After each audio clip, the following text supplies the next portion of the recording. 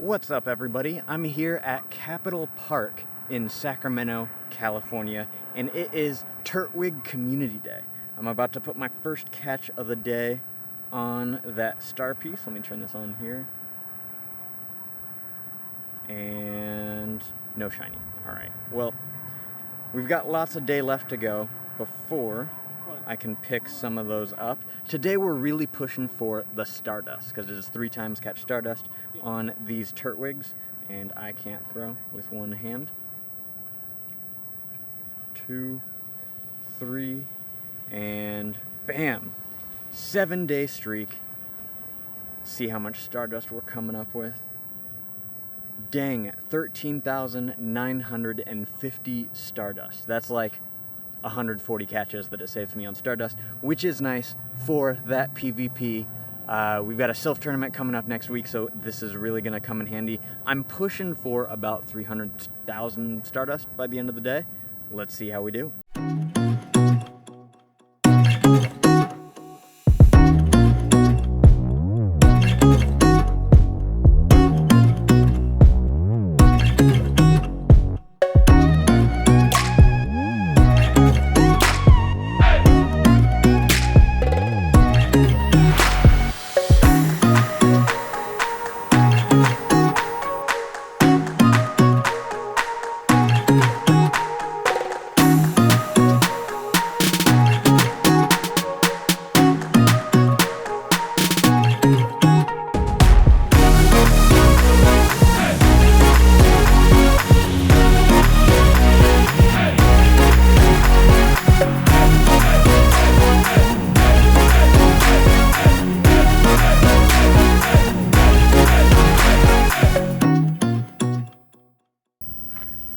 Okay, we are done with Turtwig Community Day, and I came up a little short on my goal, unfortunately.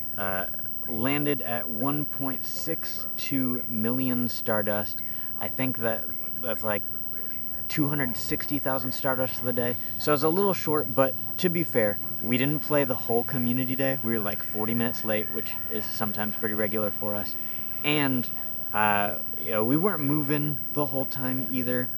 And that there was a lot of gaps with my phone where it was just shutting off for no reason. So, I don't know. I'm giving myself a little flexibility here and just saying that we did pretty well today. We got pretty close to our goal. Now, as far as catches, what did I end up with here? Let me see. All right.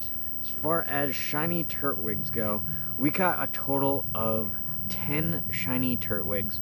My normal is usually about 12 or 14, somewhere around that range. So not too bad, but not where we have been in the past when we're actually playing a whole Community Day. Now, it's been a bit of a rough day. We didn't make it on time. We played, and I've been kind of behind my goal the whole day. But the worst part of what happened today is that I managed to find a shiny Onix. And for the goal of recording it and getting it on video, I backed out of the shiny Onix and then tried to click back in, but by that time it had despawned. The disappointment on my face was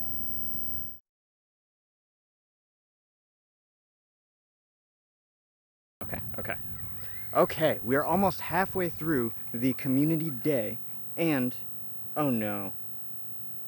Oh no. I don't want to talk about it. I'm going to be upset about that for at least the next year. But anyways, I just want you to know that I did it for you. Was a bit of a failure, but you're welcome. I tried. Anyways, on this Turtwig Community Day, let's look and see what ones we're wanting to evolve. And for a lot of us, PvP has changed the way that we play Pokemon Go. All of my Stardust goes towards PvP. All of the Community Day Pokemon, I'm always looking for the optimal IVs to play PvP.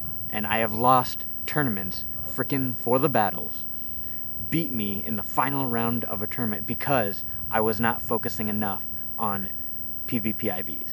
So they're important. Don't let anybody tell you that they're not. Now on this Turtwig thing, because the Turtwig was weather boosted where we're at here in Sacramento, California, the floor IVs for each Turtwig that was caught is 444.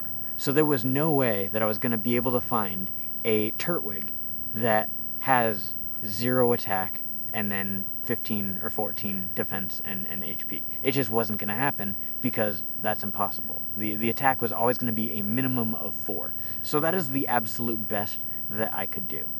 I did find one here that I am wanting to evolve that could be pretty good for PvP, and it happens to be shiny. So that's a good perk too.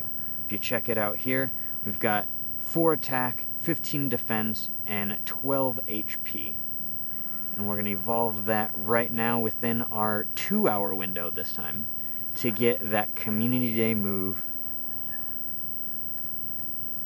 And we can use that for PvP. There we go. We got the grottle here. Now, the reason that I wanted to make sure that I record this Community Day and talk about this particular Pokemon is because I think that it poses an interesting question for PvP. Now, with all of the Pokemon that we have available for Pokemon Go right now, and I think all of the Pokemon that are coming in the future, Torterra is the only grass ground type Pokemon in the game, currently in Pokemon Go, as well as in the Pokemon Go main or Pokemon main series. So it has a very unique typing that you don't get access to with other Pokemon that are out there.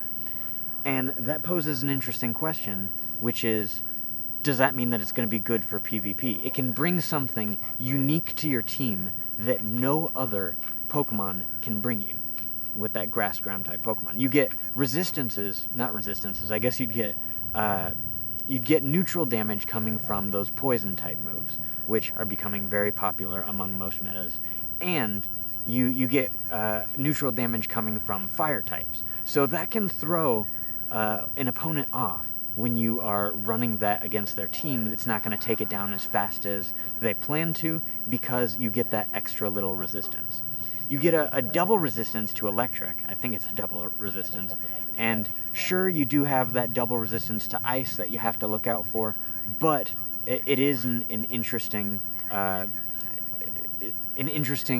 typing that you can bring to the table. But Torterra is not a good PvP Pokemon. And the reason for that is a few different things. The primary thing is the moveset that it brings to the table. Torterra can only learn the moves Razor Leaf or Bite as far as fast moves go. Bite, not a great fast move for PvP. And Razor Leaf does hit like a truck, but that's about all that it's good for. With Razor Leaf, you're hitting very hard grass-type damage, but you're not able to do much outside of that. It doesn't charge up Frenzy Plant fast enough. You know, with Venusaur, at least you can get Vine Whip, and you can charge up those Frenzy Plants quickly. But Razor Leaf does not charge it up a lot, even though it causes a good amount of damage itself. As far as charged move goes, now it can learn Frenzy Plant, which is a great PvP move, but again, it's kind of nerfed by not having a good fast move to charge it up.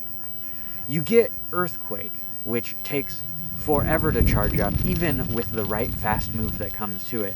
And you get Crunch, which Crunch is kind of nice. It's not like optimal as far as DPS goes, but it is a nice quick move that you can bring to the table for shield baits to get quick damage off, to at least do something while you're in there. So it's okay, but Torterra is really held back by its moves. And that, I think, is a big factor that we need to consider when we're picking our Pokemon for PvP. The question that you're all asking at this point, because it's the title of the video, is what makes a good PvP Pokemon? And there are 3 factors that go into it that you really want to be paying attention to. One is the typing. What can you bring to the table? What resistances? What are you going to be able to face up against your opponent's moves? That's a big one. 2 is what moves does it have? Does it have something that you can cause optimal damage against your opponent too? Does it benefit from stab? Does it have a good combination of energy gains and something that you can shield bait with? Is it something that you can? Is it a good closer? You know, what can the moves do for your Pokemon? That's number 2.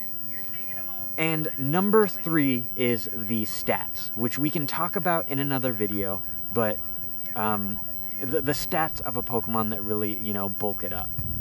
Something that allows you to come at it with enough bulk to survive a PvP fight, enough damage to be able to go up against your opponent and actually do something that's relevant in the match. Ooh, an Electabuzz.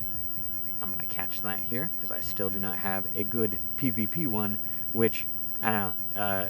Electivire's not a great PvP Pokemon, but I think that it has an interesting moveset. Point number 2. Anyways, those are the things that make a good PvP Pokemon. Torterra does not fit that criteria, so it's not exactly a Pokemon that you're going to be wanting to use. I still have it on my team in case it becomes useful, and who knows, things change in Pokemon Go. So Vine Whip might eventually become available for Torterra, which would change its game around completely because it does have good moves, it has decent stats, it has a very unique typing, it just doesn't have the moves, and that really holds it back. Yeah, gosh, I am still upset about that Onix. I just let it go away. I unclicked it. I wanted that stupid shiny animation. I'm never making that mistake again, alright? So anytime in my videos we see that I'm already in the catch animation for the shiny Pokemon, this right here is the reason why. Because I just let it go. It's not cool. Alright, but that wraps up this community day. Remember to look out for those 3 things when you are picking your Pokemon for PvP. Moves, typing, and stats. I know I went out of order before, but you get the point. That's been this community day. Thanks so much for watching, and I will see you on the next one. Thank you so much for taking the time to watch the very first video on my channel here. I know it was a little rough around the edges and there was some information that I gave out that wasn't quite accurate. Don't let me get away with that crap in the future. Call me out on it, and I promise to keep working hard to put out quality content for you. I do have a lot of projects in the works. I have an animator guy that's helping me develop this channel. So if you liked this video, you're definitely going to want to hit that subscribe button and the bell notification so that you can keep up with the latest tips, tricks, and news on Pokemon Go PvP, and the content here will continue to increase in quality.